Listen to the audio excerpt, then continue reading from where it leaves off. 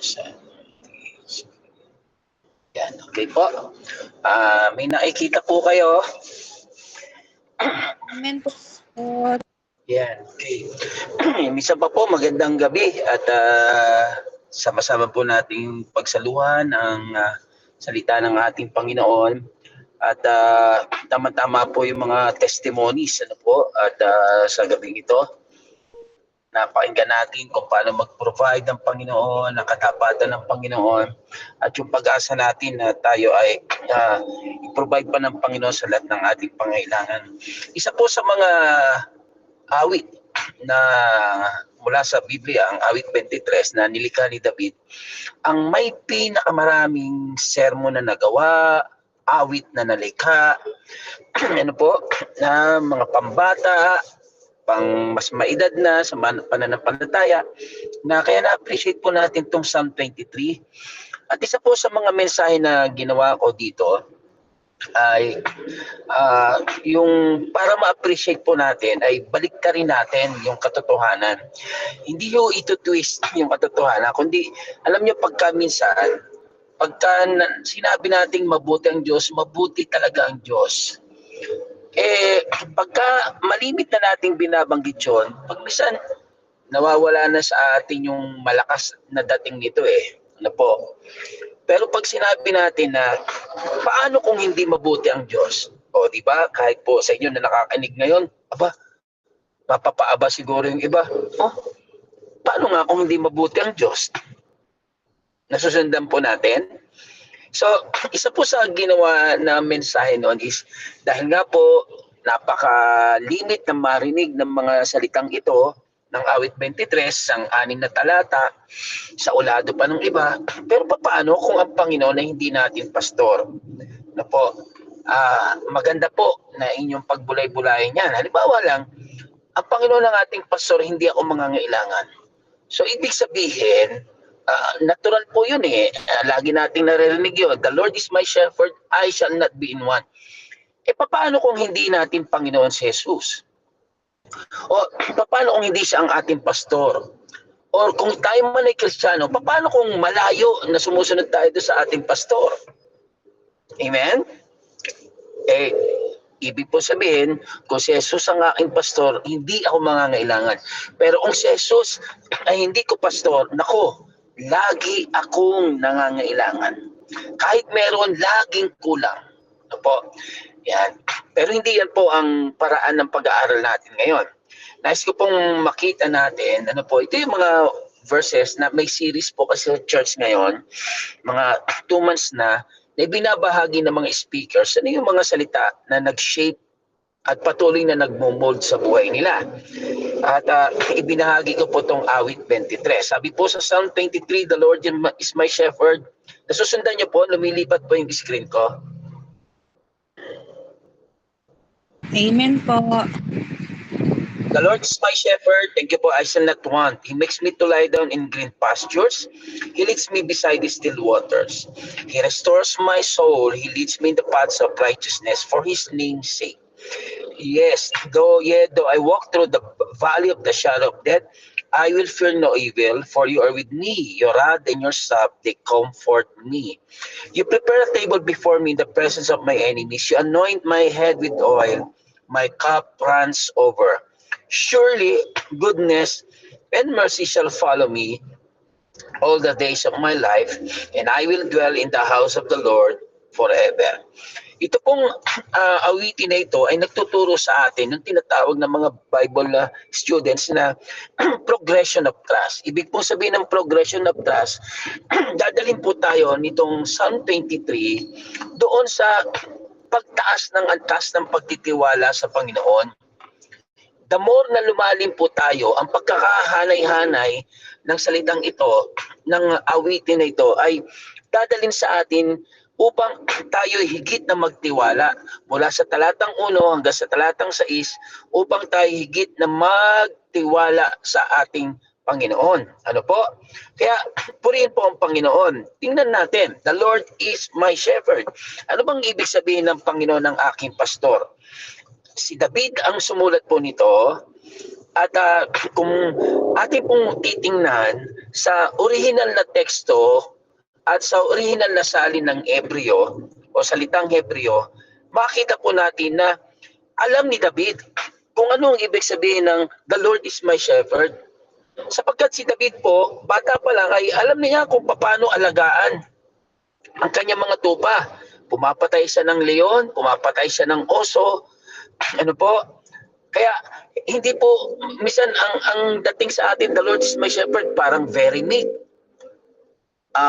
Ibig sabihin ay maamo, isang pasol na pangkaraniwan. No, sa isipan po ni David, at itong itinuturo sa atin, no, mas mataas ang antas ng pagtitiwala, na ibig sabihin pag si Jesus ang ating Panginoon, pag ang Diyos ang ating pastor, it's more than being yung tending the sheep, papakainin. It's more than that. Ibig sabihin po, si God ang ating bodyguard sa ating para mas maunawahan po natin, hindi yung security guard kundi bodyguard, that he is all over us.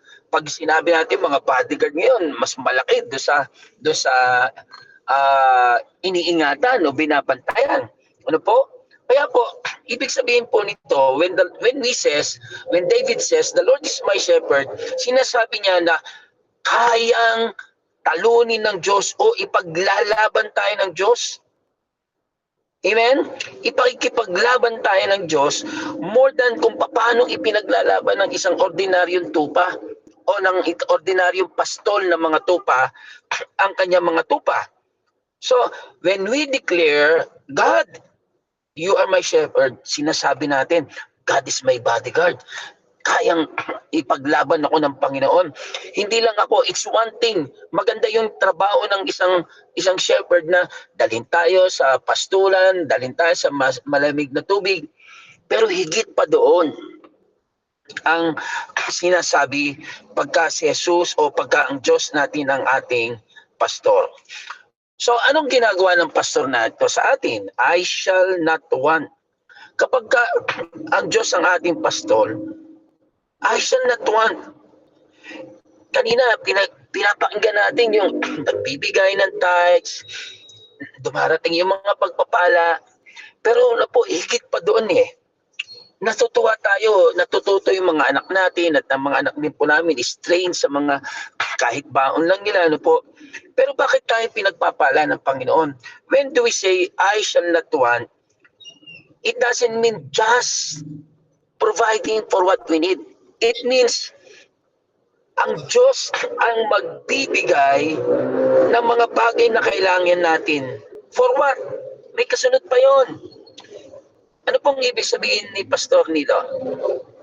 Ang normal na kaisipan natin, wow, dumating yung pinagpe-pray ko. Salamat sa Panginoon. Dumating yung pinagpe-pray ko. Pero hindi dapat po, darating ang panahon natin, Lord, ba't dumating ang pinagpray ko? Magkaiba po yun. Yung masaya na tayo na dumating ang ating pinagpray, yung blessing dumating, pero beyond that, that's the progression of truth.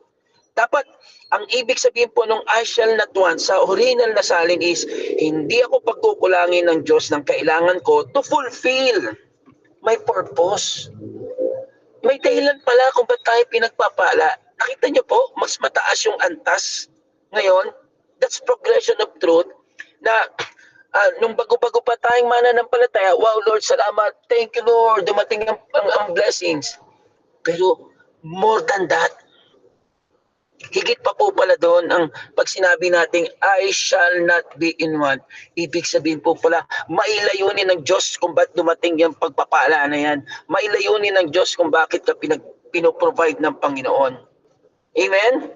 Kaya purihin po ang Panginoon. Sabi ng God, sabi ni Jesus, tingnan niyo mga ibon sa papawirin. Hindi sila nagtatanim o nag-aani. Pero kahit kailan, pinapakain sila ng ating Ama sa Langit.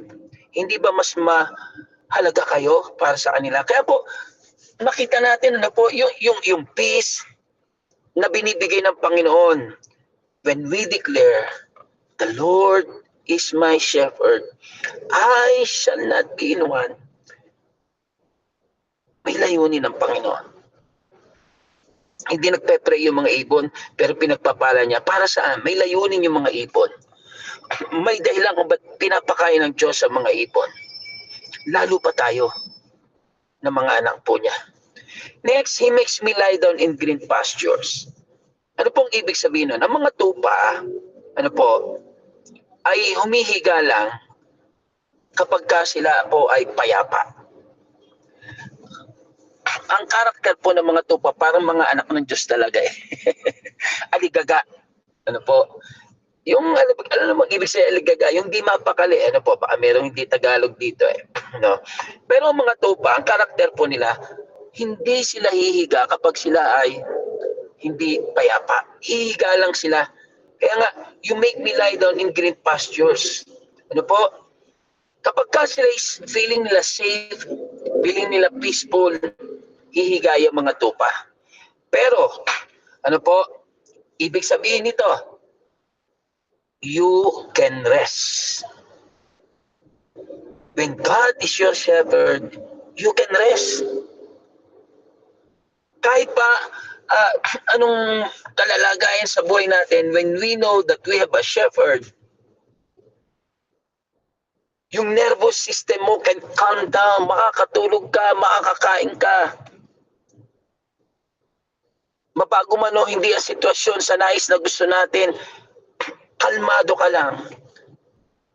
Kaya nga po, mahalaga yung pagre-rest sa mga tupa. And they can only rest if they are calm, if they are peaceful. Yung pong mga bagay na nagiging problema, sa isang pag-aaral din, makikita natin na yung mga tupa pagkagutom, pagkaaligaga, pag nauuhaw, at kapag threatened, o yung pakiramdam nila may pangamba, hindi po hihiga yung mga yan. Mga kapatid, when the Lord is your shepherd, He will provide. Alam mo, He will provide for your food. Alam mo, He will provide for different kind of peace. Alam mo, He will lead you in the still waters. Alam mo that He will protect you. At kung alam mo mga bagay nito, sinong hindi mapapayapa? Sinong hindi makakatulog? Kaya po, ano niyo po napakahalaga nito sapagkat kung may iniwan na pilat, yung pandemic, ang dami po. Ito yung mental health problems. At ito mga kailangan natin na maunawaan natin lubos that when the Lord is my shepherd, He will supply everything for us. And because of that, may dahilan para tayo makahiga, makatulog. Amen? Verse 3, He restores my soul. Ibig sabihin ng restore is to turn back or retrieve something na nawala. Ano po? Yung something na nawala ay ibabalik. He restores my soul. Ano po?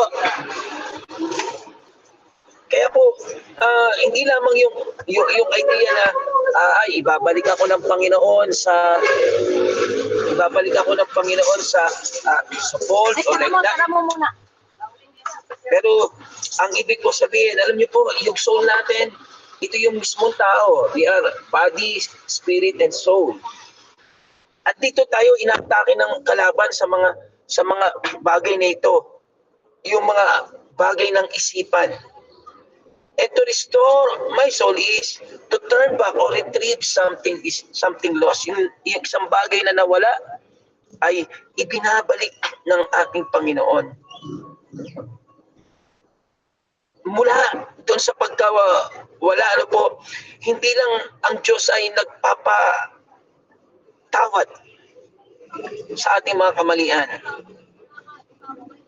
I-restore ka ng Panginoon and He will use you doon sa ministry na yan. Kaya, purihin po ang Panginoon. Sabi ni David, na nagkasala siya sa Psalm 51, ano ang kanyang panalangin? Restore unto me the joy of my salvation. Sabi ni David, nagkasala po siya Pangangalo niya, murder, nagkasala siya. Pero alam niyo po ang kabutihan ng Panginoon, ginamit pa rin ng Panginoon si David. Even after that sin. Kaya David fully know He fully knew kung paano ibig sabihin ng restoration. Disqualified na dapat si David. Sira na ang karir ni David, kumbaga sa pagpapastor, sa paghahari. But praise God. God, our shepherd, restores our soul. Panunumbalikin ka ng Panginoon. Kahit paanong kamalian na nagawa mo, He will not just forgive. He turns them into your ministry. Kaya pala nag-fail ka doon, yun pala magiging ministry mo dahil alam mo kung paano pagtagumpayan. Kaya wag po kayong magtaka na kung merong pastor na nag-fail, kung merong worship leaders na nag-fail, from that failure, i-restore sila ng Panginoon at gagamitin sila sa ministry. At makikita nyo po, effective sila. Effective sila sa ministry na yon na pinagdadapaan po nila. Amen? Kaya purihin po ang Panginoon. Kapag ka nararamdaman mo na you have lost pieces of yourself, hindi ka lang ba sa paggagaling ng Panginoon, ibabalik niya yung mga nawala sa iyo, yung mga inisip mong wala na magpakailan-kailanman, ibabalik yon ng ating Panginoon. Amen? Yun pong ibig sabihin ng He restores my soul. And then the next one is He leads me in the paths of righteousness for His name's sake. Ibig po sabihin sa Hebrew context, nung paths of righteousness is the right path to reach your destination. Hindi na po basta tayo inaakay ng Panginoon para hindi magkasala. No. Dinadala niya tayo. Ito, again, yung progression of truth. Dinadala niya tayo doon sa fulfillment ng pagkatawag niya sa atin. Naniniwala po ba tayo na bago pa tayo ipanganak, meron ng binalak na mabuting bagay ang Panginoon sa atin? Magmi-ministeryo tayo sa iba't ibang kaparahanan, hindi man lahat pastor, hindi man lahat song leader, hindi man lahat ay diaon o diaonesa.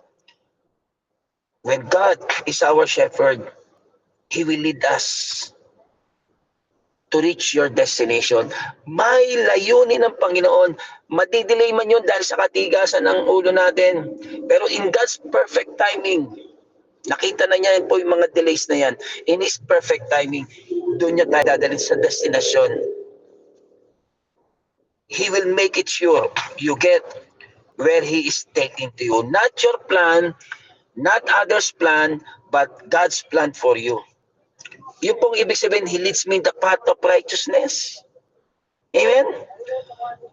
And then sabi sa verse 4, though I walk through the valley of the shadow of death, I will fear no evil, for you are with me.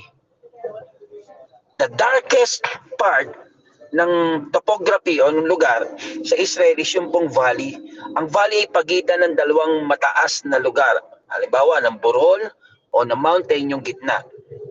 At doon po nangyayari yung kidnapping, hold up, murder, ano po. At hindi lang yun ang ibig sabihin po ni David. Ang ibig sabihin po, when we are in the valley of deep darkness, not just death, lahat naman tayo yan, pero mapansin nyo, I will fear no evil. Pansinin nyo din po to. Kanina sabi niya, the Lord is my shepherd, I shall not be in want.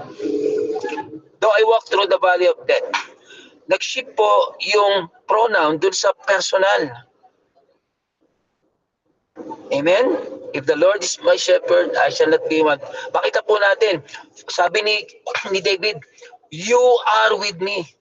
Kanina, ginagaan niya yung eyes sa sarili niya, pero patungkol lang sa Diyos. Pero ngayon, when it comes to fearing evil, I will fear no evil, for you are with me. From talking about God to talking to God. Napansin niyo po yan? Iba po yun, nagsasalita tayo ng tungkol sa Diyos at nagsasalita tayo sa ating Diyos. Ano pong ibig sabihin nun? God becomes personal sa ating buhay. At doon sa mga deepest darkness ng ating buhay, we will not fear any evil. because God is with us. Or should we say, God, you are with me. Amen? Hindi po natatapos sa pagka lumalakad tayo sa mga pinakamadilim na bahagi ng buhay. Hindi niyo ba napansin? Napaka-personal ng tawag natin. Ama! Napaka-personal. Lalo yung mga warriors natin po. Lalo yung mga intercessors natin. God ceases to become a concept, yung alam lang natin, and He becomes a personal Savior. Kaya sabi ng Panginoon, when you pass through the waters, Isaiah 43:2, I will be with you. Through the rivers, they will not overwhelm you. Through the fire, hindi ka masusunog.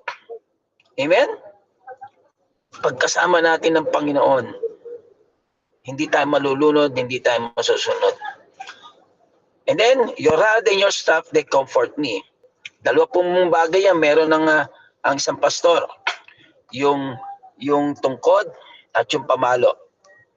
Tungkod at pamalo, nako, takot na yan sa mga bata. Pero sa mga kilala ko sino, they comfort. They bring comfort. The rod and the staff aren't just shepherd's tools. They are weapons and guidance system. Isa po sa pinakamahinang klase ng animals when it comes to kaisipan, let me say the word, B-O-B-O, ay ang tupa. Kaya kailangan niya lagi ng guidance. Kaya at pinaka prone to danger. Konting kaluskos tatalon sa bangin. Kailangan niya ng shepherd talaga. Ganun po tayo. Kailangan natin yung staff, yung rod ng ating Panginoon. Amen? Anong ibig sabihin ng rod and staff? God is both fighting for you and redirecting you. Sa pamagitan ng pagdisiplina, dinire-redirect tayo ng Panginoon. Sa pamagitan ng rod, pinoproteksyonan tayo ng Panginoon. Sa pamagitan ng kawit ng staff, hinihila tayo pabalik ng Panginoon. That is when we declare that the Lord, as His rod and staff, they comfort me. Di ba? Sa umpisa lang naman, sabi sa Hebreo, sa umpisa lang tila mapait ang pagdisiplina. Masakit sa umpisa, pero pag nalaman mo na dinidisiplina ng Diyos ang minamahal niya, ang iniibig niya, wow, they will bring comfort. Hallelujah. Sabi na sa Exodus 14:14, the Lord will fight for you. You need only to be still. Amen? Yung Red Sea, nung si Moses, sinama yung mga Israelita, hinahabol ng mga Ehipsyo na soldiers, pero ano po nangyari? Nasa Red Sea sila. Death sa una nila, death sa likod nila. Walang pupuntahan kaliwat kanan. That's the Red Sea. Pero bago pa sumabak ka sa Red Sea moment mo, nandun na agad ang Diyos at ang kanyang solusyon para sa iyo. Hallelujah. Amen? Amen? Naroon na yung solusyon ng Panginoon para sa iyo. Sabi sa 1 Corinthians 10:13, walang pagsubok na hindi common sa iba't ibang tao. Ngunit sa pagsubok na ito ay naroon din ang katugunan na ibibigay sa atin ng Panginoon. Dumaan ka man sa Red Sea, naharap ka man sa Red Sea, sasamahan ka ng Panginoon. Verse 5, you prepare a table before me in the presence of my enemies. You anoint my head with all my cups run over. Wow. Ang daming galit sa atin dahil nagbago tayo ng reliyon. Ang daming naiinggit sa atin dahil gumanda ang buhay natin. O kung di man makita nilang maganda, kahit sa panahon na hindi maganda ang buhay natin, may pangangailangan, masaya pa rin tayo. Marami hindi makakaintindi sa atin. Pero, ibig sabihin po noon, ipapakita ng Diyos na kaya kanyang pagpalain. See, you prepare a table before me in the presence of my enemies. He feeds you while they watch. Yung mga nang mamalit sa iyo, maipapakita ng Panginoon. God will be glorified when He will allow you to be seen by those people around you na Pinagpala siya ng Panginoon. Ba't nagkaganto to? Darating yon. Yan ang pangako ng Panginoon. If the Lord is your shepherd, darating po yon. At makikita nila how gracious your God is. How gracious your God is. Amen? Kaya, purihin po ang Panginoon. Makita nyo si Daniel. Ano po nangyari? Nanindigan po siya. Ipinahamak siya ng mga tao ng Paraon. Pero yung pagkatapon sa kanya do sa Daniel, do sa Yonglib, naging testimony. Mga kapatid, may layunin po sa atin ng Panginoon. Kaya kayo dumadaan pa sa sandaling panahon na ito, may layunin ng Panginoon, and God will show you, will show those people na hindi naniniwala na pagpapalain ka ng Panginoon. And He will bless you publicly that your haters become your witnesses. Di ba? Yung hari, sabi nung walang ibang Diyos. Diniklara nung makita, nung nangyari kay Daniel, at doon sa tatlong kaibigan ni Daniel, walang ibang Diyos kundi ang Diyos ni Daniel. Kita niyo po. Gayun din, yung mga nangmamaliit, nang hate sa atin, sila po ang magpapatotoo ng kabutihan ng ating Panginoon. Kaya huwag niyo pong kagagalitan yung mga tao na yan. Later on, sila magpapalabas at magbibigay ng patotoo ng kabutihan ng ating Panginoon. Amen? You anoint my head with oil, my cup runs over. Yung pong oil ay ginagamit kapag na-injure yung sheep, ibinubos ito to prevent infection. Ganun po ang pag-aalaga ng Panginoon. He will not allow when you are broken, when you are wounded, naglalagay ng oil ang Panginoon para pagalingin ka, para palakasin ka. Amen? Your breakthrough becomes someone else's breakthrough. Dahil pinagpala ka, pagpapalain mo rin ng iba, magiging daluyan ka ng pagpapala ng iba. Amen? And the last verse, surely goodness and mercy shall follow me all the days of my life. Follow. Ibig sabihin ng follow, to pursue, to chase, habulin. Alin daw mga habol? Tayo maghahabol sa goodness ng God at mercy? No. Tayo ang hahabulin. Matthew 6:33. Gusto niyo ng pagpapala? Lahat tayo gusto natin ng pagpapala. Pero how do we want to have it? Tayo ang habol ng habol sa pagpapala. Imagine nyo, the Lord is our shepherd. Nasa una natin siya.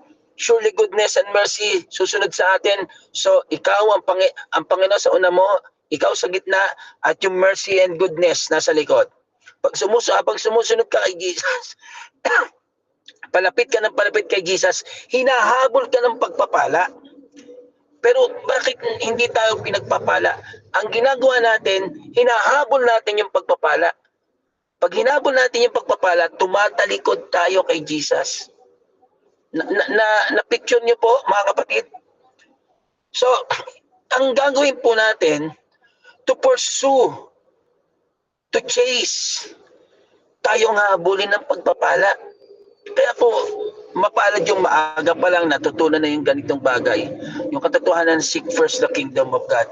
Na po, goodness and mercy shall not just be accompanying you, they will hunt you. Wow! Hahanapin tayo ng blessings. Sabi sa Deuteronomy 28, it shall overtake us. Hindi para makawala, kundi dadaanan tayo ng pagpapala. Amen? Ang kailangan lang po, we continue to follow Christ. Surely goodness and mercy shall follow us. Do not turn your back at sundan yung mga pagpapala dahil ang mangyayari, maiiwan, lalayo tayo sa ating Panginoon. Hindi po ganun ang formula ng pagpapala. In the last part ng verse 6, and I will dwell in the house of the Lord forever. Hindi po ito yung kamatayan. Totoo yung tayo mabubuhay magpakailan. Pero dito pa lang sa lupa, we will dwell in the house of the Lord. Ibig sabihin, we carry the presence of God. The house of the Lord, nandun yung presence ng God.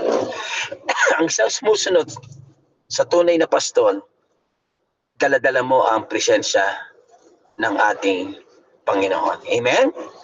Kaya the next time you read and recite Psalm 23, it's not just a prayer. Hindi lang ito panalangin na, Lord, i-bless mo ako, dali mo ako yan.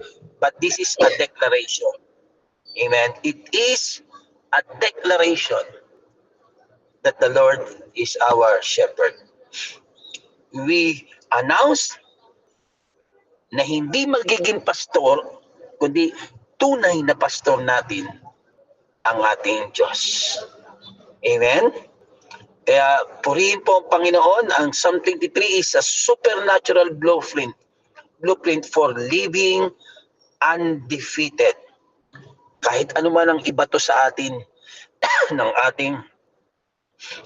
anumang ibato sa atin ng kalaban o ng buhay, we will still be victorious. It is a declaration against fear, against anxiety, at bawat kasinungalingan ng demonyo na nagsasabing nalimutan na tayo ng Diyos. It is not true. Amen po ba? Kaya salamat po sa Panginoon sa gabing ito. Warriors, worshipers, intercessors, may layunin po ang Panginoon sa atin, kung bakit tayo nilikha ng Panginoon, kung bakit niya tayo nililit. At tuloy-tuloy niyo po ang ministry na to, and maraming bagay po, malaking bagay ginagawa nito sa church, sa mga pastor at sa mga manggagawa at sa mga kapatid na pinagpe-pray niyo po. Maraming salamat po. Nawa po, isi-share ko po to, ang lesson na to sa inyo para patuloy yung pagbulay-bulayan. Ibigay ko po sa grupo. Maraming salamat po sa gabing ito at pagpalain tayo ng Panginoon. Salamat po, Diyos. Pinagpala niyo po ang iyong mga salita sa puso ng bawat isa. Patuloy niyo po kaming samahan sa pangalan ni Jesus. Amen. Amen. God bless po. God bless po. Amen.